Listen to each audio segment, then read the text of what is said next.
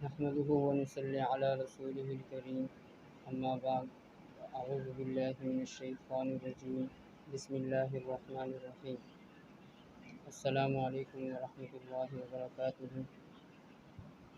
سامعین گرامی، جیسا کہ آپ حضرات کے علم میں ہے، رمضان المبارک کا مہینہ شروع ہونے والا ہے۔ انشاءاللہ کل کے دن سے رمضان المبارک کے مہینہ شروع ہو جائے گا۔ اس سے متعلق رمضان المبارک سے متعلق یعنی رمضان کے روزوں سے متعلق چند اہم مسائل ہیں۔ اس سیشن کے اوپر شروعات کے جو مسائل ہیں اس کے اوپر ہم وضاحت کریں گے اس کی۔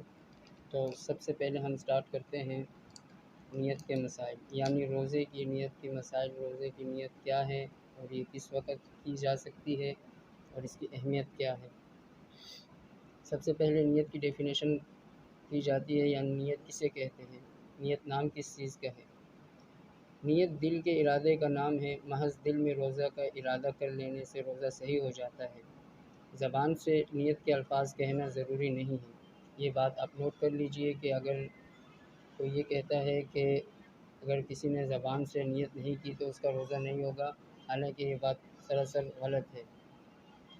روزے کے لیے سحری کھانا بھی نیت ہے، لیکن اگر سحری کھاتے وقت روزے کا ارادہ نہ ہو تو وہ سحری کھانا نیت میں شامل نہ ہوگا۔ رمضان مبارک کے ہر روزے کی الگ الگ نیت ضروری ہے۔ فار ایگزامپل، پہلے روزے کے لیے نیت کی تو پھر سیکنڈ روزے کے لیے بھی نیت کی جائے گی، تیسرے روزے کے لیے بھی نیت کی جائے گی اور چوتھے روزے کے لیے بھی نیت کی جائے گی۔ اگر کوئی حائضہ عورت ہے، حیض کے دوران روزے کی نیت کر لے اور وہ طلوع فجر سے پہلے پاک ہو جائے تو اس کا روزہ درست ہو جائے گا۔ یہاں پر سب سے امپورٹنٹ بات یہ ہے کہ رمضان کے دنوں میں صرف رمضان المبارک کا روزہ ہی رکھا جا سکتا ہے۔ اگر کوئی شخص ایسا ہے کہ جس نے رمضان کے دنوں میں کسی دوسرے نفل یا نظر روزے کی نیت کر لی، تب بھی وہ رمضان کا روزہ قرار دیا جائے گا، نہ کہ اس کی نظر یا نفل روزہ قرار پایا جائے گا۔ اس کے بعد سیکنڈ مسئلے کے اوپر جس کے اوپر آج ہم بات کریں گے وہ ہے سحری کے مسائل۔ روزے رکھنے کی نیت سے صبح صادق سے پہلے جو کھایا جائے اسے سحری کہتے ہیں۔ سحری کھانا سنت ہے۔ خواہش نہ ہونے کے باوجود سحری کی نیت سے کچھ نہ کچھ کھا لینا چاہیے تاکہ سنت کے ثواب سے محرومی نہ ہو۔ سحری کھانا واجب اور ضروری نہیں، اس لیے بغیر سحری کھانے کے بھی روزہ رکھا جا سکتا ہے۔ البتہ سحری کھانے سے روزے رکھنے میں سہولت ہوتی ہے اور آدمی نقاہت اور کمزوری محسوس نہیں کرتا۔ اس لیے حضور صلی اللہ علیہ وسلم نے فرمایا، روزہ رکھنے کے لیے سحری کھا کر قوت حاصل کرو۔ سحری تاخیر سے کھانی چاہیے۔ بعض لوگ احتیاط کے پیش نظر آدھی رات ہی کو سحری سے فارغ ہو جاتے ہیں، یہ مناسب نہیں ہے۔ سحری تاخیر سے کھانے سے مزید سہولت میسر ہوتی ہے اور ثواب زیادہ ہوتا ہے۔ حالت جنابت میں سحری کھانے اور جنابت کی حالت میں روزہ شروع کرنے سے روزے پر کوئی اثر نہیں پڑتا۔ اگر کسی کے ذہن میں یہ سوال ہوتا ہے کہ میں حالت جنابت میں ہوں، اگر میں سحری کھا لیتا ہوں اور میں روزہ رکھنا چاہتا ہوں اور میرا روزہ نہیں ہوگا، تو ایسی کوئی بات نہیں ہے۔ ہماری شریعت میں اس کا روزہ مکمل ہوگا اور اس کا روزہ ٹھیک ہوگا اور اس کا روزہ درست قرار دیا جائے گا۔ اس کے بعد ہم لوگ بات کرتے ہیں افطار کے مسائل، یعنی افطاری کے وقت افطار کسے کہتے ہیں اور افطار کس چیز کا نام ہے۔ سورج ڈوبنے کے بعد روزہ کھولنے کو افطار کہتے ہیں۔ افطار میں جلدی کرنا سنت ہے۔ جب سورج ڈوبنے کا یقین ہو جائے تو فوراً افطار کر لینا چاہیے۔ ہر جائز اور حلال چیز سے افطار کر سکتے ہیں، البتہ چھہارے یا کھجور سے افطار کرنا مستحب ہے۔ اگر یہ چیزیں میسر نہ ہوں تو پانی سے افطار کرنا بھی مستحب ہے۔ نمک سے افطار کرنا سلف سے ثابت نہیں ہے، اس کو سنت یا مستحب سمجھنا غلط ہے۔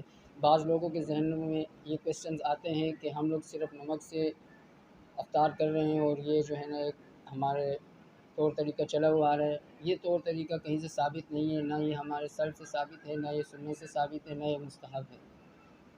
یہ بات ذہن نشین کر لی جائے یہاں پر۔ دوسری بات یہاں پر یہ ہے کہ افطار کے وقت کی دعا، افطار کے وقت کی دعا یہ سنت بھی ہے اور احادیث سے بھی ثابت ہیں۔ اللہم لک صمت وعلی رزقک افطرت۔ افطار کے بعد کی دعا، یعنی افطار سے ہم جب فارغ ہو جائیں تو اس کے بعد کون سی دعا پڑھی جائے گی؟ ذہب الظمأ وابتلت العروق وثبت الاجر انشاءاللہ۔ یہ دعا ابو داؤد باب قول عند الافطار، حدیث نمبر 2357۔ اگر کسی کی آمدنی حرام ہو یا اکثر مال حرام ہو، وہ افطار کراتے تو اس کی افطاری سے افطار کرنا جائز نہیں ہے۔ جیسا کہ آج کل بہت سی ایسے متشابہات ہر جگہ پر آپ کو نظر آ رہے ہوں گے کہ عوام الناس میں یہ ایک بہت بڑا رجحان چل پڑا ہے کہ وہ لوگوں کو افطار کرواتے ہیں ثواب کی نیت سے، لیکن ابھی عوام کو اس بات کا علم نہیں ہے کہ وہ مال جن سے افطار کرایا جا رہا ہے وہ حلال ہے یا حرام ہے، کیونکہ یہ متشابہات میں کسی کے علم میں نہیں ہے۔ اور اگر آپ کو یقین ہو جائے کہ جہاں میں افطار کر رہا ہوں اس کا مال حرام ہے تو یہاں پر آپ کو افطاری کرنا جائز نہیں ہے۔ آج کے سیشن میں یہ 3 مسائل ہم نے ذکر کیے۔ سب سے پہلے ہم نے روزے کی نیت کے مسائل ذکر کیے، اس کے بعد ہم نے سحری کے مسائل ذکر کیے، اس کے بعد ہم نے افطاری کے مسائل ذکر کیے۔ انشاءاللہ اسی طرح پورے رمضان المبارک آپ تک روزے کے اہم مسائل کے سیشن آپ تک پہنچائے جائیں گے، اور انشاءاللہ آپ سے امید ہے کہ آپ اچھا فیڈ بیک دیں گے ہمیں۔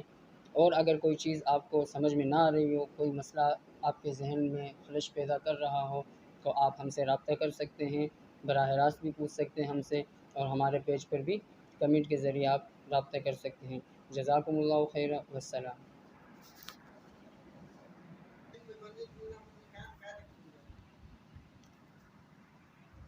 چلیے